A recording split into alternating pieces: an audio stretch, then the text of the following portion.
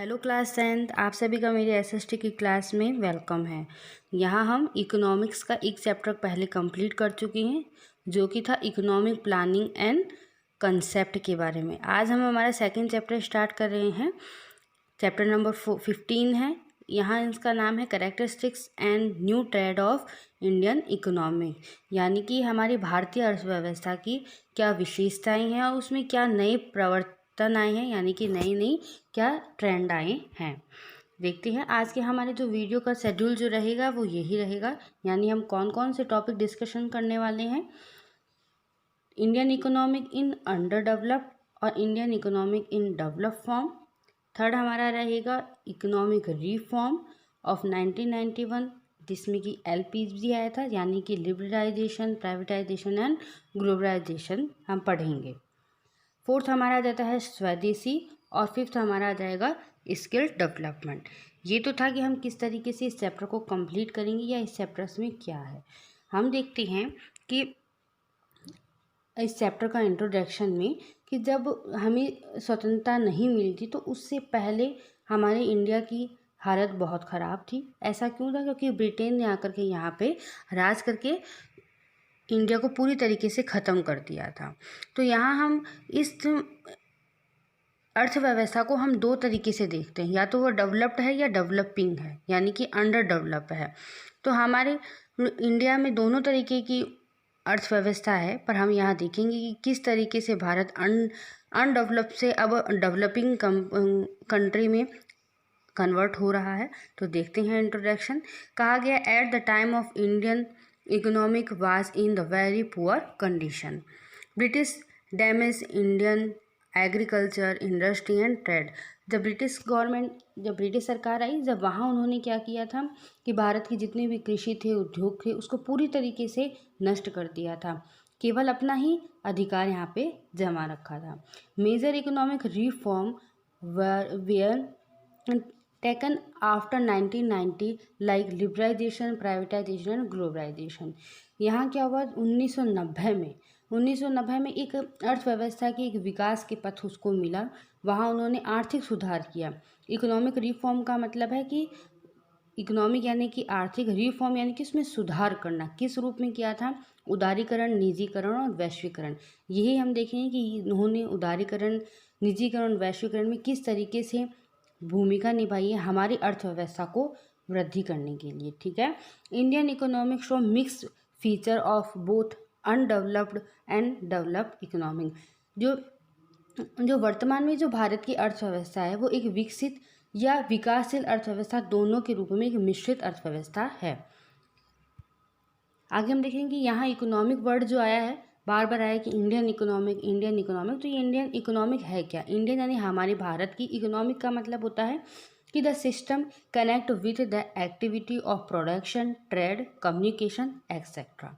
तो यहाँ कहा गया किसी भी एक देश या क्षेत्र की वस्तुओं सेवाओं के उत्पादन, व्यापार या उसके उपभोग के लिए, यानी कि ट्रेड का मतलब होता है कि हम व्यापार करना, और उत्पादन करना या फिर कंजम्पशन यानी कि जो हम उपभोग करते हैं उससे जुड़ी हुई सारी आर्थिक क्रिया of the goods and service of a country और a region is called economic. For example Indian economic, यानी हमारी पूरी कंट्री में जो गुड्स एंड सर्विस का किस तरीके से प्रोडक्शन होता है कि और कैसा ट्रेड और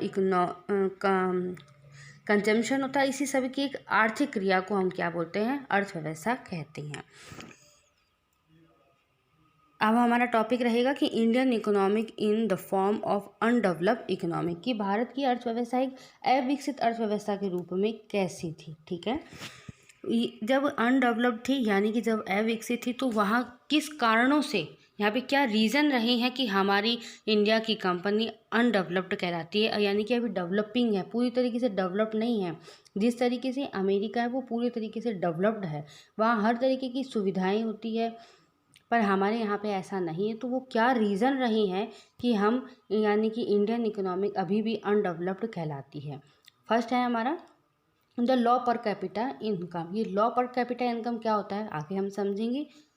आगे कहा गया है कि quality of life, quality of life किस तरीके से होनी चाहिए। हमारे यहाँ क्या है, क्वालिटी ऑफ लाइफ में आप लोग 9th क्लास में भी पढ़ कर आए कि हमारे हेल्थ है, एजुकेशन है, इनका लेवल थोड़ा बैकवर्डनेस का है। इसको अगर हमारे इंडिया को डेवलप्ड करना है तो इस क्षेत्र में हमें बहुत काम करना होगा, इस पिछड़ेपन को हमें कम करना होगा। Increase hidden structure unemployment and population growth. तो हमारे इंडिया की क्या है, पॉपुलेशन बहुत ज़्यादा इंक्रीज है, उस अकॉर्डिंग क्या है यहाँ पे रोज़गार भी नहीं है। एक छिपी हुई रोज़गार है, यानी कि जहाँ पे 4 जनों की आवश्यकता है वहाँ 8 जने मिलकर के काम करते हैं, तो वह 4 जने बेरोज़गार ही कहलाएंगे। तो इस तरीके से जो छिपी हुई बेरोज़गारी है, या फिर ये कहूँ कि उत्पादन की जो पुरानी तकनीक सी अभी भी यूज़ में आती है, उन्हीं के कारण क्या है कि भारत अभी भी विकसित नहीं हो पा रहा है।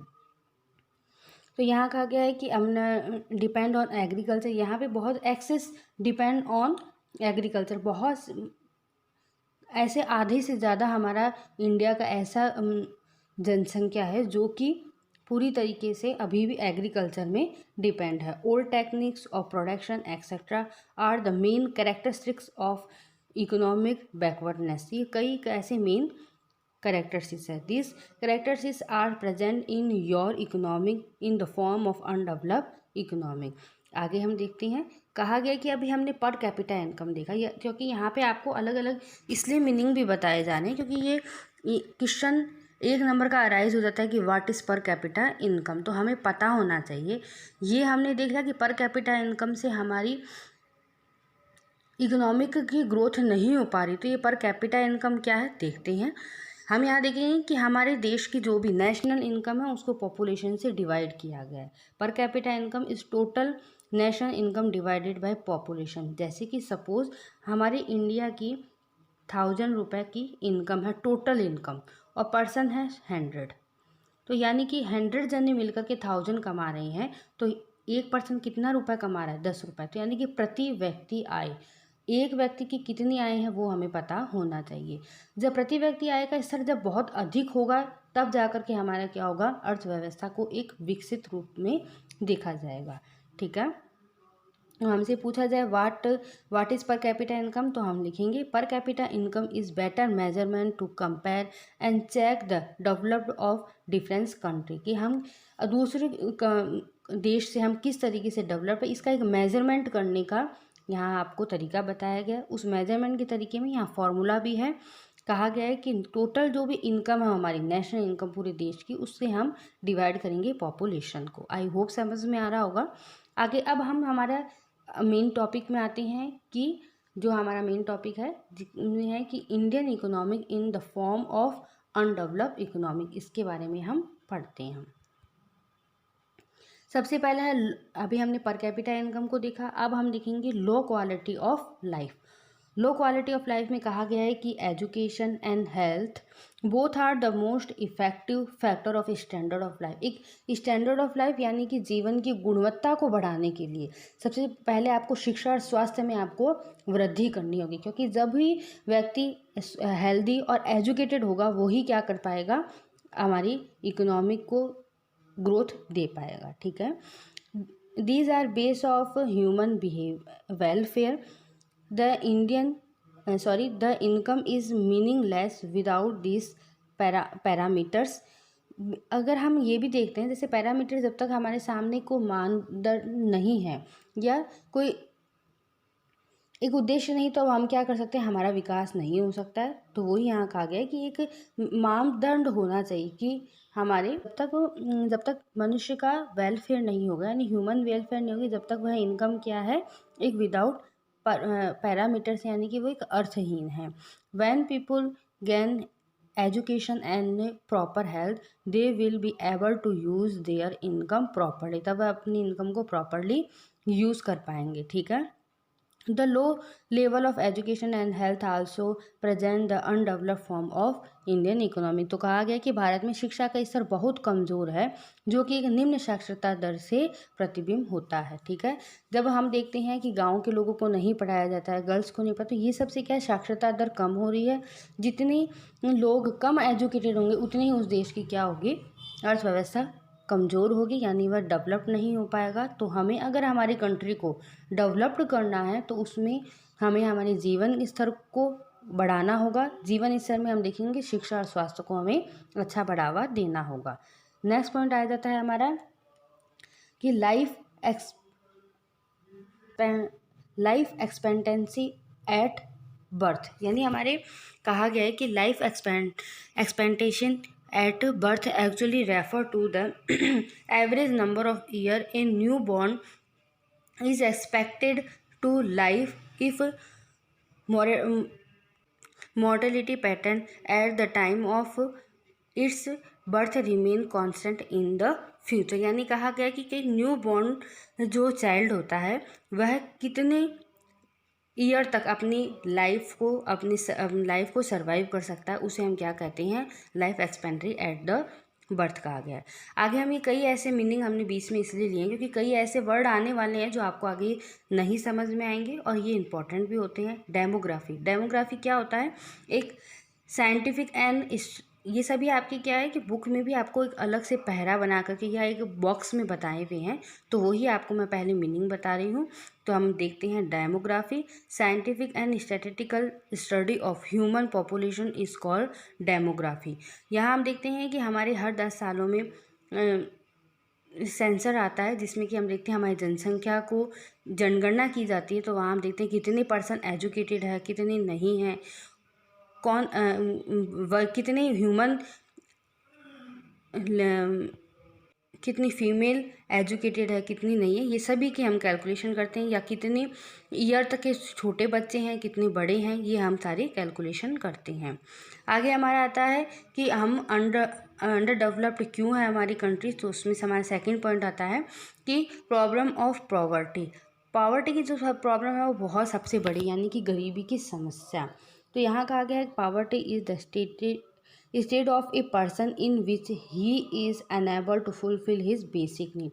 जो बेसिक नीड है, जो हमने बहुत बचपन से पढ़ा है कि हमारे जो फूड है, क्लोथ है एंड हाउस है, यानी कि रोटी कपड़ा मकान की जो ये बेसिक नीड है, अगर वो भी कंप्लीट नहीं कर पा रहा है, वो भी फुलफिल नहीं कर पा रहा है एक पर्सन, तो वह क्या कहलाता है, पॉवर्टी, यानी कि वो गरीब कहलाता है। Since independence there has been no solution of poverty till now.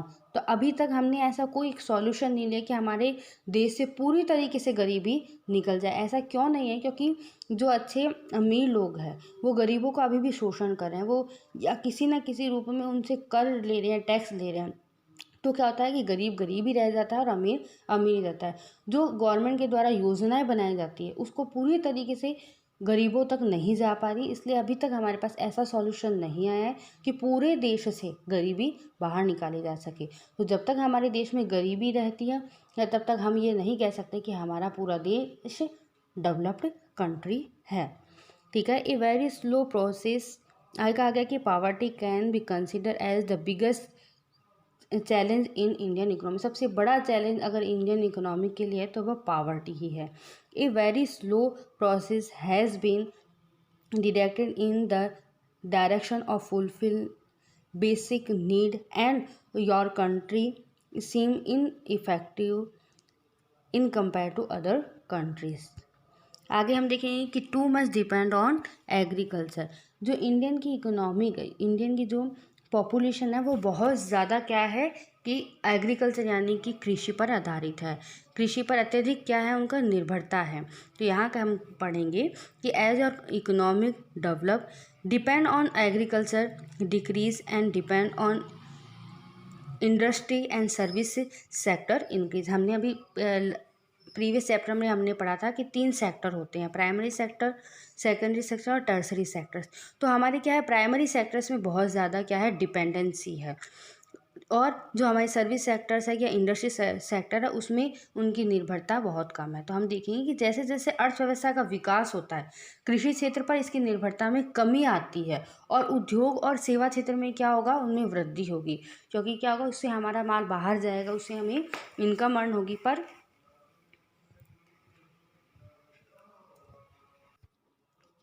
तो कृषि पर आधारित है। आगे हम देखेंगे कि depend on agriculture has decrease in India very slow. कि यद्यपि भारत में भी क्या हो रहा है कि कृषि पर निर्भरता में क्या कमी आई है, लेकिन वो बहुत ही धीमी गति से आई हुई है। ठीक है, about 72 population was depend on agriculture at the time of Indian independence. तो यहाँ बताया गया कि जब स्वतंत्रता के समय लगभग 72% ऐसी जनसंख्या थी जो कि कृषि पर आधारित थी, पर आज आज क्या हुआ है कि रोज़गार का लगभग 49% क्या है कृषि पर, और बाकी सारा क्या है अदर सेक्टर में है। तो the labour movement for agriculture to non agriculture sector has increase but slowly. It is a symbol of undeveloped economic of Indian developed on agriculture. तो यहाँ हम देखेंगे कि कृषि क्षेत्र से गैर कृषि क्षेत्र में जाने के लिए जो लेबर है वो क्या हो रहे हैं, ट्रांसफ़र हो रहे हैं, पर बहुत ही कम धीमी गति से हो रहे हैं। कृषि पर आधारित निर्भरता भारतीय अर्थव्यवस्था की अविकसित स्वरूप का प्रतीक है, क्योंकि क्या हो पाएगा, क्योंकि सीजन ही कई होता है कृषि में, कई बार बारिश है, बाढ़, इन सब से क्या होता है कि कृषि क्षेत्र से उतना अर्न नहीं किया जा सकता है कि देश की को डेवलप्ड बनाया जा सके। आगे हमारा आ जाता है कि द प्रॉब्लम ऑफ अनएम्प्लॉयमेंट। तो यानी कि हमारा अगला कैरेक्टरिस्टिक्स ये है अनडेवलपमेंट का, कि हमारी की जो प्रॉब्लम है वो क्या है, अनएम्प्लॉयमेंट है। तो the main characteristics of undeveloped countries is the problem of structure and hidden unemployment. तो हमारे जो अनडेवलप्ड इकोनॉमी की जो सबसे मेन हमारा क्या रीज़न ये भी आ जाता है कि यहाँ पे हिडन अनएम्प्लॉयमेंट बहुत ज़्यादा है। तो हिडन अनएम्प्लॉयमेंट क्या होता है देखते हैं। Hidden unemployment means that a person seem work, ऐसा प्रतीत होता है आपको कि वह इतने सभी लोग वर्क कर रहे हैं, but has contribute in production is very low और अबाउट जीरो। एग्जाम्पल एग्रीकल्चर, एक खेत है उसमें जाकर के 2 जने जाकर के वहाँ प्रोडक्शन कर सकते हैं, वहाँ फसल की कटाई कर सकते हैं। वहीं अगर 4 जने और अगर आपकी फैमिली में वो और अदर वर्क नहीं करें, वो भी जाके करेंगे, तो है तो उसी क्षेत्र में कृषि, जाकर के चाहे वह 4 जने कटाई करके लाओ चाहे 2 जने, वर्क उतना ही होगा, प्रोडक्शन उतना ही होगा। तो उनका कोई कंट्रीब्यूशन ऐसा होता नहीं है, वो क्या कहलाते हैं, हमारा हिडन अनएम्प्लॉयमेंट। तो वो हमारे यहाँ क्या है, यानी कि हिडन अनएम्प्लॉयमेंट हमारी कंट्री में बहुत ज़्यादा है। ऐसा प्रतीत होता है कि सभी का वर्क कर रहे हैं, पर उनका कंट्रीब्यूशन इतना नहीं है। आगे देखेंगे ऑब्सोलेटेड टेक्नोलॉजी, यानी कि पिछड़ी हुई है तकनीक काफ़ी। The major factor for economic backwardness is poor technology of production. तो कहा गया कि अर्थव्यवस्था के पिछड़ेपन का सबसे बड़ा कारण है कि उत्पादन हो रहा है, माना एग्रीकल्चर में डिपेंड है, पर उसमें भी क्या है, टेक्निक्स का बहुत ही पिछड़ापन है, यानी बहुत ही पुरानी अभी भी उन्हीं टेक्निक्स को अपनाया जा रहा है। आगे है कि productivity level is low due to lack of modern technology की कमी के कारण क्या हो रहा है, प्रोडक्शन लेवल भी क्या हो रहा है, बहुत ही धीमा हो रहा है।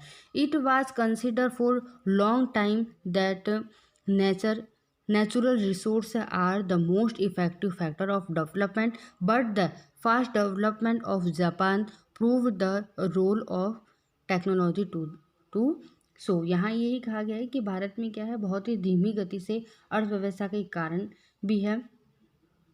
वहीं दूसरी तरफ हम देखें, कहा गया है कि एक लंबे समय से यह माना जा रहा है कि प्राकृतिक संसाधनों की उपलब्धता ही विकास का सबसे प्रभावशाली कारक है, लेकिन जापान में तीव्र विकास से तकनीकी के योगदान को सिद्ध कर दिया। हम कहते हैं कि नहीं, जो पुराना प्राचीन ही है वही हम क्या कर रहा है, प्रभावशाली है।